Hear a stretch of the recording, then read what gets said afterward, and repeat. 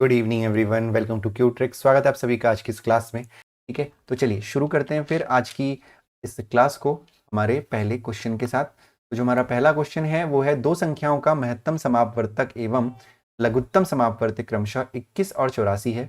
यदि उन संख्याओं का अनुपात 1:4 है तो दोनों संख्याओं से सबसे बड़ी संख्या क्या होगी।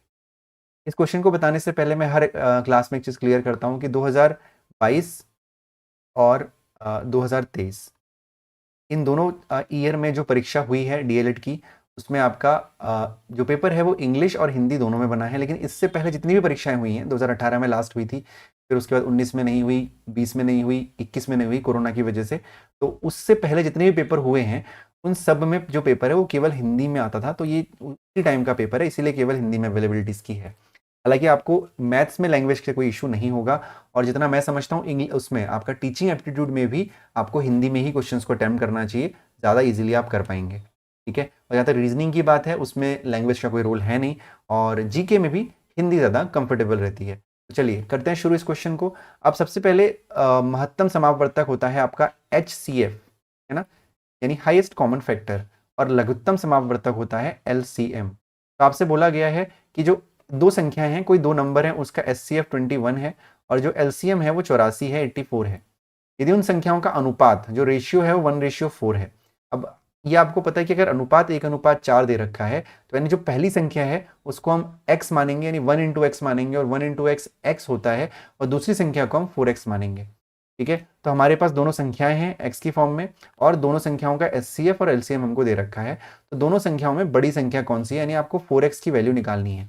ठीक है, ये आपको निकालना है। अब हम सबसे पहले इसके लिए एक फॉर्मूला आपको ध्यान रखना है, ऐसे क्वेश्चंस कई बार डीएलएड की परीक्षा में पूछे जा चुके हैं। तो इसके लिए एक सिंपल सा फॉर्मूला याद रखिए कि दोनों संख्याओं का, कोई भी दो संख्या है तो उसका HCF और LCM का जो गुणा होता है, जो प्रोडक्ट होता है, जो मल्टीप्लीकेशन होता है, वो हमेशा दो संख्याएं मान लेते हैं A और B, तो उन दोनों संख्याओं के गुणा के बराबर होता है। यानी कोई भी दो संख्याएं हैं, उनका जो मल्टीप्लीकेशन है, उनका जो प्रोडक्ट है, उनका जो गुणा है, उसका उसका मान उनके HCF और LCM के गुणा के बराबर होता है। ये फॉर्मूला आपको याद रखना है। सिंपली इसमें रख देते हैं हम लोग 21 × 84 is equal to x × 4x। ठीक हो गया, तो ये जाएगा x × 4x is 4x square is equal to 84 × 21 हो जाएगा आपका। तो x square is equal to हो जाएगा आपका 84 × 21/4। ठीक है, तो इसको 4 से 84 को काट दो, 4 दूनी 8, 4 एकम 4, यानी x square is equal to हो गया 21 × 21। अब यहाँ पे एक्स स्क्वायर इक्वल टू अगर 21 × 21 है तो x की वैल्यू आपको पता है 21 होगी।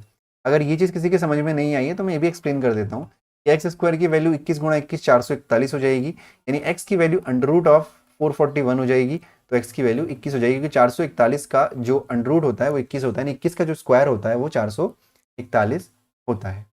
ठीक है ना, क्लियर है ना, कोई दिक्कत नहीं होनी चाहिए, बहुत आसान क्वेश्चन है। बस फॉर्मूला ध्यान रखिए कि HCF × LCM बराबर A × B। ठीक है, चलो पक्का ना। अगले क्वेश्चन की तरफ बढ़े।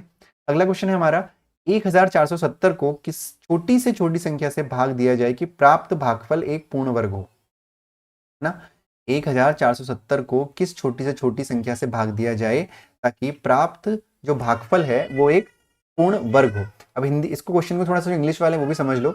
एक नंबर है 1470, इसको आपको डिवाइड करना है छोटी से छोटी संख्या, मतलब 6, 5, 15, 30, इन चारों संख्याओं से डिवाइड करो, है ना, भाग दे जाएगी, जो प्राप्त भागफल हो एक पूर्ण वर्ग हो, एक परफेक्ट स्क्वायर हो। तो क्योंकि हमारे पास ऑप्शन है तो हम एक एक करके ट्राई कर लेंगे। सबसे छोटा जो नंबर है वो हमारा 5 है, तो 5 से इसको देखो पूर्ण वर्ग हो भागफल, ध्यान रखना। तो 5 से इसको डिवाइड कर लेते हैं, भागफल आपका यहाँ पे आता है, क्वेश्चन को भागफल कहते हैं। तो 5 दूनी 10 हो गया आपका, यहाँ हो गया 4, ये हो गया 7। ठीक है, 5 6 30, 5 7 35, 5 8 40, 5 9 45, यानी 5 9 45, यहाँ आ गया 2, ये आ गया 0, और ये हो गया 5 4 20। अब 294 किसी का वर्ग नहीं होता है, यानी 5 हमारा आंसर नहीं हो सकता। अब इस संख्या को हम 4 से डिवाइड करेंगे, 1470। ठीक है, तो 6 2 12, ये आ गया 2, और ये आ गया 7, ये दूनी 12, 6 3 18, 4 6 24। ठीक है, 6 4 24, 4 3 7, यहाँ पे आ गया 30, और ये हो जाएगा 6 पंजे 30। तो 245 भी किसी का स्क्वायर नहीं होता है, परफेक्ट वर्ग नहीं है ना। तो इसका मतलब 6 और 5 इन दोनों में से कोई भी हमारा आंसर नहीं होगा। हम इसको हटा देते हैं और हम अब ट्राई करते हैं 15, क्योंकि 30 से छोटा 15 है। तो 15 से जब हम 1470 को डिवाइड करेंगे तो आपको पता है कि 15 9 होता है आपका 130, ठीक है। 5 में से 7 में से 5 गया 2, 4 में से 3 गया 1 और ये हो गया 0, और 15 अट्ठे आपका हो जाता है 120। क्योंकि 98 भी किसी भी संख्या का एक पूर्ण वर्ग नहीं है तो 15 भी हमारा आंसर नहीं होगा। अब हमारे पास एक ही ऑप्शन बचा है 30, यानी वही हमारा आंसर है, लेकिन फिर भी हम उसको एक बार चेक जरूर करेंगे। अब यहाँ पे 30 से डिवाइड करने से पहले आप एक काम कर सकते हो कि 1470 अपॉन 30 करना है आपको, तो ये 0 से 0 कट कर लो और सीधे सीधे 147 को 3 से डिवाइड कर दो, बात एक ही है, ठीक है। तो 3 4 जा आपका 12 होता है, 3 5 जा 15 बड़ा हो जाएगा, ये आ गया 2, ये आ गया 7, 3 9 जा 27, तो ये 0 हो गया रिमाइंडर। और 49 एक पूर्ण वर्ग है जो कि 7 का वर्ग होता है, 7 गुणा 7 49 होता है, तो हमारा ऑप्शन नंबर डी आंसर हो जाएगा, दैट इज 30। तो ऐसे एक एक करके चेक करके आपको क्वेश्चंस को करना है, कभी भी गलती नहीं होगी आपकी, ठीक है। चलो बढ़ते हैं अगले क्वेश्चन की तरफ। तो जो अगला क्वेश्चन है हमारा, यदि एक संख्या का 1/7 के 1/11 हिस्से से 100 अधिक है तो वह संख्या क्या होगी, आपसे पूछ रहे हैं, ठीक है। चलिए जरा इंग्लिश में इस क्वेश्चन को समझ लेते हैं। If 1/7 of a number is 100 more than 1/11 of that number, तो what will be the number? भाई एक संख्या है, उस संख्या का 1/7 और 1/11 का जो अंतर है वो 100 है। अब 100 अधिक का क्या मतलब है, समझना। जैसे मैं एक नंबर है 50 और एक नंबर है 25, मैं कह रहा हूं कि 50 25 से 25 अधिक है, 50 25 से 25 अधिक है, इसका क्या मतलब है? इसका मतलब ये है कि इन दोनों का डिफरेंस 25 है। तो यहाँ पे भी वही है कि जो 1/7 है वो 1/11 से 100 अधिक है, यानी इन दोनों का जो डिफरेंस है वो 100 है, तो मैं वही करना है, ठीक है। यानी 1/7x यानी x upon 7 minus x upon 11, x क्यों लिया भाई, संख्या मान लीजिए हमने x है, वो संख्या हमने x माना, 1/7 यानी x/7, 1/11 यानी x/11, डिफरेंस निकाला, डिफरेंस हो गया आपका 100, ठीक है। एलसीएम कितना हो जाएगा, 11 7 जा 77 एलसीएम हो जाएगा, 7 11 जा तो ये हो जाएगा आपका 11x माइनस 11 7 जा यानी 7x इज इक्वल टू हो जाएगा आपका 100, ठीक है।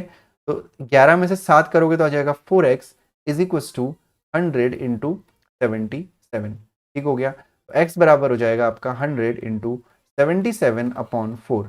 अब इसको आप 4 से कट कर सकते हो इजीली, 4 25 जा 100, 25 से काट दो, 77 को मल्टीप्लाई कर दीजिए, तो 25 7 जा आपका कितना होता है, 25 7 जा 175 कैरी 17, 25 7 जा 175 और 10 185 और 185 और 7 आपका होता है 192, यानी आपका आंसर हो जाएगा 1925। अच्छा एक बार दोबारा कर लेते हैं, देखो ऐसे कर लो, 77 इंटू 25 ऐसे कर लो, 5 7 जा 25 कैरी 2, 5 7 जा 30 35, ये गलत हो गया यहाँ पे, 3 एलसीएम होगा, रिमाइंडर होगा, 7 7 35 और 3 आपका हो जाता है 38 और 7 दूनी 14, 7 दूनी 14 और 1 15, 5 8 4 12, 5 3 8 और 1 9, 192, ठीक है। तो ऐसे किसी को शॉर्टकट, क्योंकि मेरी कैलकुलेशन ठीक है तो मैंने कर दिया, अगर ऐसे किसी को दिक्कत होती है तो आप ऐसे भी कर सकते हो, कहीं से कहीं तक कोई दिक्कत नहीं है, आंसर आने से मतलब है। जो हमारा आंसर होगा वो ऑप्शन नंबर बी होगा, ठीक है। समझ में आया, क्लियर है ना। अगला क्वेश्चन देखें फिर। अगला क्वेश्चन है हमारा 7777777777 को 77 से डिवाइड करना है। अब कई लोग क्या करते हैं, देखो गलती कहाँ पे होती है, कितने नंबर हैं गिन लो पहले, 1 2 3 4 10 है ना, 1 2 3 7, इसको 77 से डिवाइड करना है, तो कई लोग क्या करेंगे, 77 1 जा 1 जा 1 जा 1 2 3 4, नहीं है ना, नहीं ऐसा नहीं होता, ठीक है, ये नहीं होता। क्या करना है हमको, देखो ध्यान से देखना, ठीक है। सबसे पहले हमें क्या करना है, लिखना है नंबर 1 4 5 6 7 को डिवाइड करना है 70, तो ये पूरा पूरा 1 जा चला गया, 77 कट हो गया। अब यहाँ से तो हमेशा नीचे एक ही नंबर आता है, तो नीचे एक नंबर आया 7। अब ये जो 7 है ये 77 से छोटा है, तो 0 तो बढ़ा नहीं सकते क्योंकि ऑलरेडी नंबर है, तो इस संख्या को नीचे उतारने के लिए हमें यहाँ पे एक 0 बढ़ाना पड़ता है, तब जाके ये संख्या नीचे आती है। फिर ये 1 जा हो गया 77 कट गया, ये दोनों 7 आ चुके, ये वाला 7 नीचे आ गया, ये वाला 7 नीचे आ गया, लेकिन तब भी नहीं जाएगा, फिर एक 0 बढ़ाएंगे तो भाई ये वाला 7 नीचे आ जाएगा, फिर 77 1 जा 77, फिर आ गया 0, फिर ये वाला 7 नीचे आ गया, ठीक है आ गया। अब फिर से 0 बढ़ाएंगे तो ये वाला 7 नीचे आ जाएगा, 77 1 जा 77, ये हो गया, फिर 7 आ गया, ठीक है, फिर 0 और फिर 1, यानी 1 0 1 0 1 0 1 0 1, यानी 1 0 1 0 1 0 1 0, यानी ऑप्शन नंबर डी आपका आंसर होगा। तो गलती से ऑप्शन नंबर ए में टिक मत लगा के आइएगा, गलत हो जाएगा। ठीक है, होपफुली क्वेश्चन समझ में आया। बेसिक सा क्वेश्चन है, लेकिन गलतियां जो होती हैं वो इन्हीं क्वेश्चंस में अधिकतर होती हैं। ठीक है, क्लियर है ना सभी को? चलो बहुत बढ़िया, बढ़ते हैं अगले क्वेश्चन की तरफ। तो जो अगला क्वेश्चन हमारा है वो है ए, बी और सी की वर्तमान आयु का योग 90 वर्ष है। 6 वर्ष पहले उनकी आयु में 1:2:3 का अनुपात था। सी की वर्तमान आयु क्या है? अब ध्यान दीजिएगा, सबसे इंपॉर्टेंट बात यहाँ पे ये है कि जो रेशियो प्रपोर्शन और ये जो प्रॉब्लम्स ऑन एजेस वाले क्वेश्चन है, यानी आयु से संबंधित प्रश्न है, उसका डिस्क्रिप्शन में नीचे लिंक दिया हुआ है। केवल उसी टॉपिक को बहुत डीप में मैंने समझाया हुआ है, कई सारे टाइप के क्वेश्चंस कराए हुए हैं, उनको जाके एक बार जरूर पढ़िएगा। ठीक है, देखो इधर ए बी सी की वर्तमान आयु का योग 90 है, यानी हमें बताया कि प्रेजेंट में ए प्लस बी प्लस सी का जो एडिशन है एज का वो 90 ईयर्स है। 6 साल पहले उनकी जो आयु का अनुपात था वो 1:2:3 था। यानी हम ये मान के चल रहे हैं कि बिफोर 6 ईयर्स जो ए की आयु थी वो x थी, जो बी की आयु थी वो 2x थी, और जो सी की आयु थी वो 3x थी।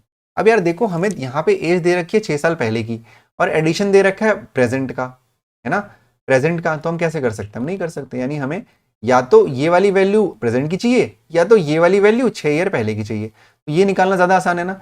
अभी तीनों का एडिशन 90 है, तो 6 साल पहले कितना होगा? 90 माइनस 6, नहीं 6 क्यों होगा?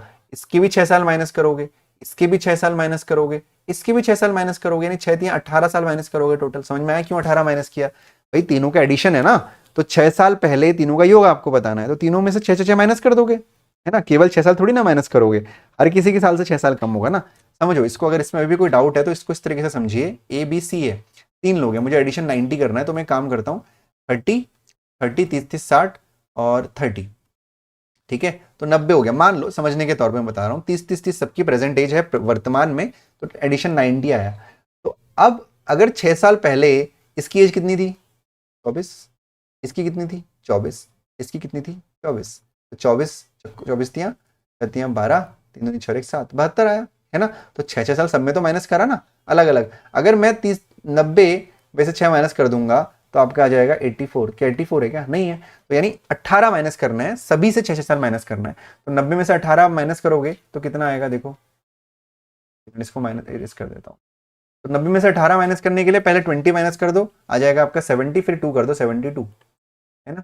अरे वाह, ये तो आंसर यहीं पे आ गया वैसे देखा जाए तो। ठीक है, तो 90 माइनस 18 72 हो गया। तो यानी ये 6 साल पहले का उनका एज का सम है, और 6 साल पहले की एज भी हमको दे रखी है, यानी x plus 2x plus 3x की जो वैल्यू होगी वो हो जाएगी 72। यानी 3 2 5 और 1 6, 6x की वैल्यू हो जाएगी 72, यानी x की वैल्यू हो जाएगी 72/6 यानी 12। यानी x की वैल्यू अगर 12 हो गई है, तो ध्यान से देखिएगा, अगर x की वैल्यू 12 है तो a की 6 साल पहले की आयु थी 12 वर्ष, b की 6 साल पहले की आयु थी 12 दूनी 24 वर्ष, और c की 6 साल पहले की आयु थी 12 तियां 36 वर्ष। क्लियर है? आपसे पूछा गया कि c की वर्तमान आयु, तो भाई c की पहले की आयु 6 साल पहले अगर 36 थी, तो वर्तमान के लिए 6 जोड़ दोगे इसमें, 6 6 12 और 4 यानी 42। यानी c की जो वर्तमान आयु है वो 42 वर्ष है, ऑप्शन नंबर सी। क्लियर है ना? क्या किया हमने? a प्लस बी प्लस सी वर्तमान आयु 90 वर्ष दे रखा था, और 6 साल पहले का उनका रेशियो दे रखा था।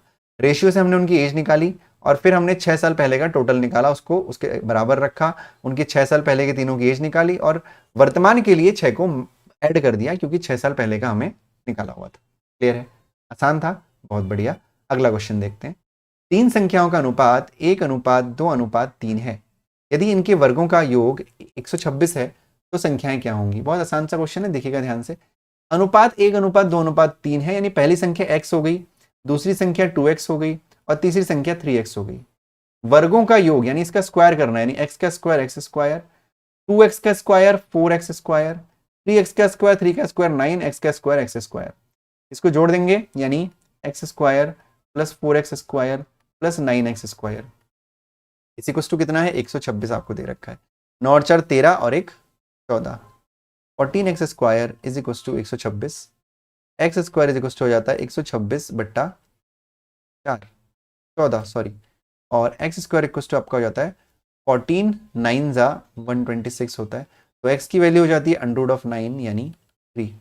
अगर x की वैल्यू 3 है तो जो हमने संख्या एज्यूम करी थी वो थी x, 2x और 3x, यानी अगर x की वैल्यू 3 है तो 3 3 2 जा 6, 3 3 जा 9, 3 6 और 9, ऑप्शन नंबर सी आपका आंसर होगा।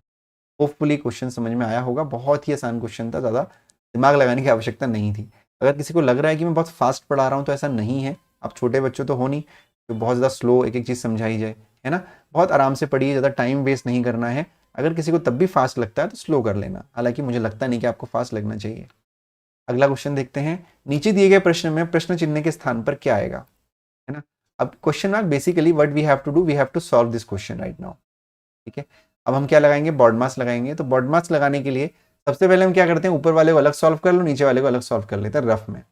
तो ऊपर वाले में पहले हमें क्या करना है, दे रखा है हमको 25 इंटू 24 प्लस 28 इंटू 10। अब हमें पता है कि पहले हम मल्टीप्लाई सॉल्व करते हैं और फिर हम एडिशन सॉल्व करते हैं। तो सबसे पहले मल्टीप्लाई करेंगे 24 गुणा 25। तो देखो 24 गुणा 25 करना है आपको, तो या तो आप जैसे मल्टीप्लाई करते हो वैसे कर लो, या तो मुझसे तरीका सीख लो, ठीक है। या तो मुझसे तरीका सीख लो। क्या तरीका है कि 24, अगर दो ऐसे नंबर्स को मल्टीप्लाई करना है जो संख्याएं कंसेक्यूटिव हो, तो आप एक काम कर सकते हो कि इसका स्क्वायर करके इसमें से उतना ही माइनस कर सकते हो। जो बड़ी संख्या है उसका स्क्वायर कर दो और उसमें से उतना ही माइनस कर दो, या जो छोटी संख्या है उसका स्क्वायर करके उसमें उतना ही जोड़ दो। तो मेरे लिए यहाँ पे ये आसान रहेगा। जैसे 25 का स्क्वायर क्या होता है 625, तो 625 में से 25 माइनस करूंगा 600 आएगा।